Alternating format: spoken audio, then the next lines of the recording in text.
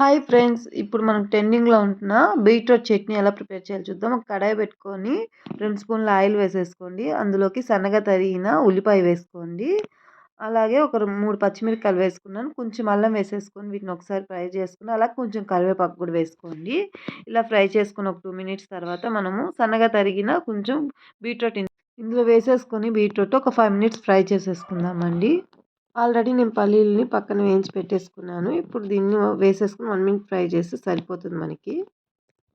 సరిపోతుంది. చూసారు కదా! చల్లారినాక ఒక మిక్సీ జార్‌లో వేసేసుకొని, అందులోకి కొంచెం ఉప్పు వేసుకొని, కొంచెం వాటర్ యాడ్ చేసుకొని, మెత్తగా గ్రైండ్ చేసేసుకొని, మనం చట్నీ ఎలా చేసుకున్నాం అలాగా. చూసారు కదా! ఇక్కడ ఒక బౌల్ తీసుకొని, ఈ బౌల్‌లో వేసేసుకుందాము. ఇప్పుడు దీనికి మనము పోపు పెట్టేసుకుందామండి. కడాయిలో ఒక 2 స్పూన్ల ఆయిల్ వేసేసుకొని, కొంచెం జీలకర్ర, ఆవాలు, కొంచెం పప్పు వేసేసుకోండి. అలాగే ఒక ఎండుమిరకాయ తుంచి వేసేసుకుందాము.